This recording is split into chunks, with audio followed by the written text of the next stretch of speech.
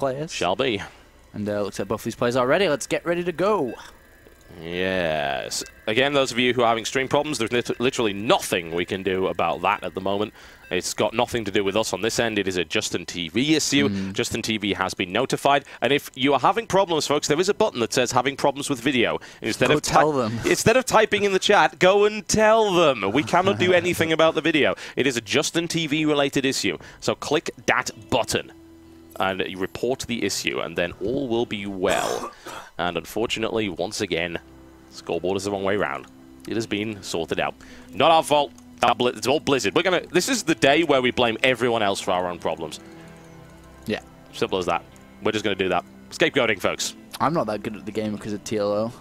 Oh, it's because of TLO, yeah. Scapegoating is the breakfast of champions. What can I say? I bring you White Raw in the yellow trunks. He is playing Protoss to the northwest of this particular map, which is, of course, Tal'Darim versus his opponent, 6jax DDE. He is in the red trunks, and he is playing Terran to the southwest. Nice, a large macro map for both of these players to go ahead and choose their choice of macro build. Choose your destiny. Yeah, which one's it going to be? And luckily for us, there's only one destiny in this StarCraft 2 community. Otherwise, that would be an interesting Choose your destiny. Which destiny would you prefer? Would you like the BM destiny, or would you like the nice destiny? Or would you like the Protoss playing destiny? Would you like the Deezer spamming destiny? Yeah. I'll go with the Deezer spamming destiny for the time being. Yeah, I do like that series of Destiny. It's quite funny. Yep.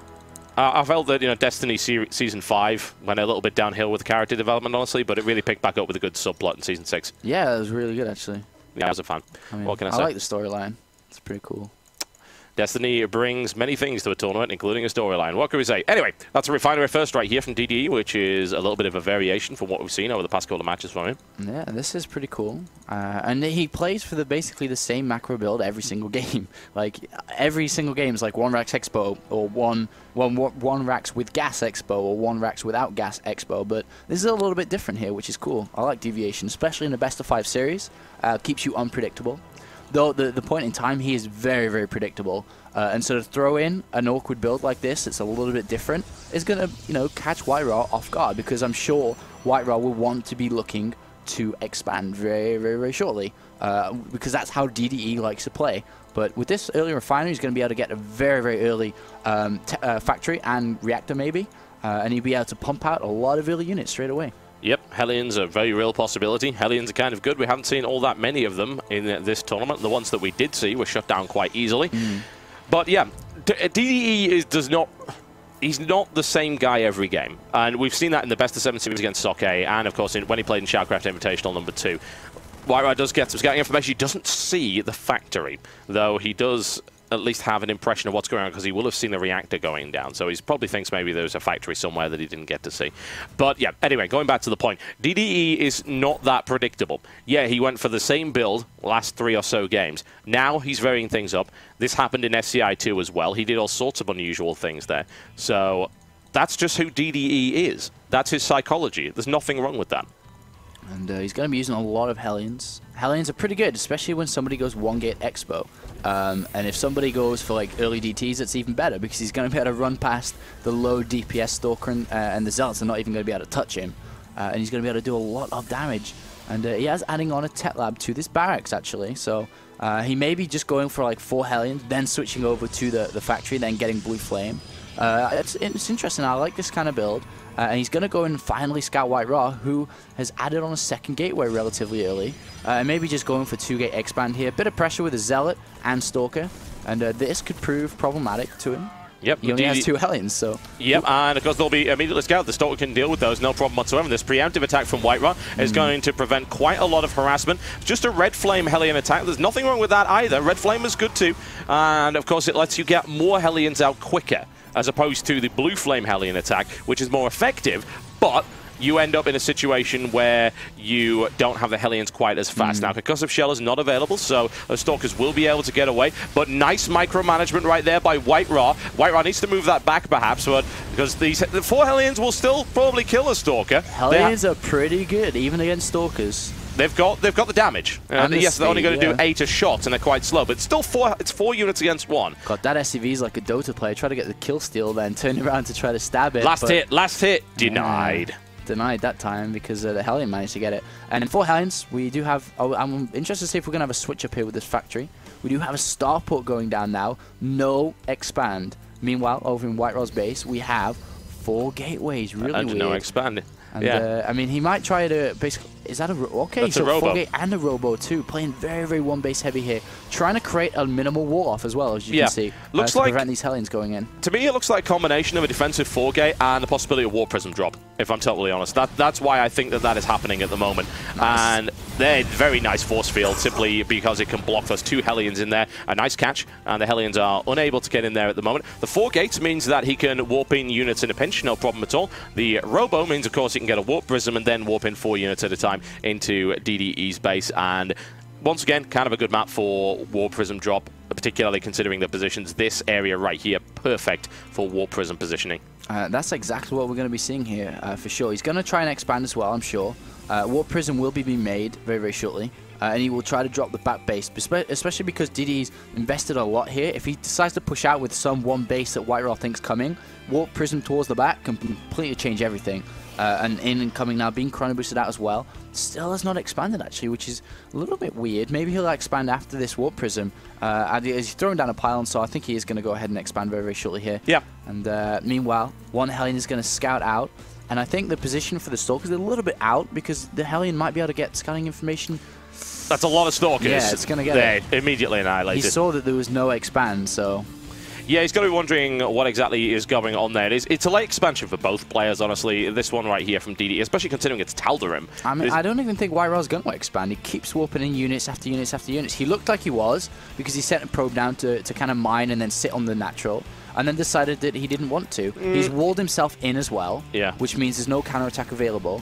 He has built 32 probes, though. Yeah, well, I know, he's got a lot of probes. It's really interesting. White Raw, I mean, split decisions, I think, but he's definitely going to try and warp in to go for a huge killer push. 2 Hellions, see there's no expansion. He knows he has to throw down more than this single bunker. Yeah, it's interesting that White Raw would choose to move his entire army back like that in order to deal with those Hellions that couldn't get into his base anyway. But there's the warp in, and he uses it to warp in, pick up, and then move in, which of course gives him a better warp cooldown timing. And immediately pulling off of there, and now here comes the unexpected, because that's the Warp Prism, but Warp Prisms are very, very weak. He's able to get out of there, but that gives White Raw the opportunity to now set up what is almost a little bit of a soft Protoss containment right here, sitting in the natural, then redeploying the Warp Prism to the front. Unfortunately, then getting shelled by tank fire, which he couldn't see. Drop on top of those tanks like before if he needs to break this. It's going to be very hard to break with all those SCVs and a bunker. He may try to expand, but the thing is, his probe can't get out because he's walled himself in. Yeah, he's going to have to do something about that, but there you go, never mind. Of course, he could take the Warp Prism back in order to do that. He's going to throw down a robotics bay here. Colossus, one base Colossus. Okay, well, it is White Raw. That's all the only explanation required, really, isn't it? It's like with certain players, you know exactly what they're going to do every game. White Raw's one of those you cannot predict again. I don't have a clue what he's doing. He changes up so much. And we are going to have a drop now from DDE. Very smart decision to do so here. We'll be able to drop into the base, realizing there are no units here. Single Immortal has been made, and then he'll go into Colossus. So very, very heavy one base right now from White Raw. So where's White Raw's Warp Prism? It's actually down here right there. And we'll see what he decides to do with that. He does have 4 Zealots into it, looking to flank around. Single Hellion is working its way. It's a very brave Hellion trying to work its way through that wall off, actually helping White Raw out just a little bit there. And Immortal is going to come out to counter it, and I don't think the Hellion's going to have too much of a chance. And he's a bit, well, he's got warpins available to help deal with this drop, but the Immortal's on the wrong side. He will kill the pylon down to come and get there. And this drop will be incoming very, very shortly. Actually, did he pull it back? Yeah, he must have, yeah. I can't see it anywhere on the map. I was looking at White Raw's vision then, trying to see what he's thinking, but yeah, he must have pulled back the drop. Yeah, he did. There's the expand. 12 minutes in. This is a very interesting build right here from White Raw. It is, and he's managed to set up this soft containment whereby DDE cannot safely expand at the moment and is forced into a very defensive kind of posture. And I'm actually kind of surprised DDE hasn't dropped here, because if you get contained, what's the option as a Terran player? What's the most common thing that you do? Well, the best way to deal with it is 2 drops. So. The thing is, though, that now White Raw's crawling out of this bad situation to put himself into. He's just left these Stalkers to kind of keep DDE in one base. DDE's not going to have any of it now. Sees there's minimal Stalkers there. Going to be able to push out with everything he's got now. Meanwhile, Thermalance and Colossus are on the way. A drop is going to come this time around, but already Immortal going to spot this first, and then Stalkers behind it. DDE holding back. Interesting. Doesn't want to go in just yet. In the meantime, those Stalkers are backing off. If they move to the third, they're going to catch this drop completely out of position. But DDE now moving forward, and as I say, the Immortal will spot it. Look at that. I like the fact that the Immortal is just pointing over and saying, why can't I shoot this? This is a critical design flaw. Oh, no. I think not. Nicely picked up by White-Ra. Yeah, nice move. I love how people do that. Move the Stalkers back and then move them in again because they are so fast. Be able to pick that off like that. Really nice play once again. Warp Prism's on the move. Bottom of the map is going to be coming down and potentially dropping in the back base of DDE. +1 is about to finish for DDE, and if he decides to push out now, he has just lost a medevac full of Marines. Probably a bad decision. Better decision clearly here to take a third base quite fast. But the Colossus count's getting relatively high. I have to wonder what kind of information DDE really has right now. Does he know? Not much. No. Actually, no, he knows about the robotics bay. Well, there's the scanner right now, and sees the robotics facility, sees the robotics bay because of that drop. So he knows pretty much everything that's going on here. And White-Ra's sneaky Warp Prism just sitting around on the bottom side, not really looking to do much as of yet. Observer comes into play for the first time at 15 minutes. We'll go in and find out what is happening here. Always nice to get that bit of information. White-Ra really rely on observers repeatedly, simply because of the decision to go Warp Prism and things like that. This one-base Colossus into a very late expansion is an intriguing possibility. The thing is, DDE does have a very scary army now marching out. He's been saving it behind that. He's got +1 on there as well. And does he have the Viking count to deal with those Colossus? It's not quite where I'd like it to be, but it's certainly getting there. The third Colossus is going to come in. That will help out a lot, but it's going to be really hard to engage into these siege tanks, and he's got a slow. Oh yeah, I was going to say he's got a slow push into this. Basically, crawl it with bunkers and siege tanks. He will be able to do a lot of damage, but this buys White-Ra a lot of time. To be honest, White-Ra can afford to cancel that Nexus, but he's pylon blocked actually. I mean, he could cancel the Nexus, then warp in another round of units, but he is pylon blocked, and he has to remember about these Stalkers. Oh, no. He goes in as quickly as possible. He wants to try and break the tanks before they deploy, but the tanks are tearing through this force right here, and that Immortal has done some damage, but DDE cleans that up nicely, is now going for a somewhat harder contain. White-Ra, GG's right there. And White-Ra left 7-8 Stalkers in his main base that were there defending against that drop. If he had waited, he didn't really need to go in right then. Obviously, he was under a lot of pressure because the bunkers were about to close, but just wait 5-10 seconds for them Stalkers to come down, an extra round of units, and then go. But 2-2. DDE showing once again that he shouldn't be underestimated, because that is very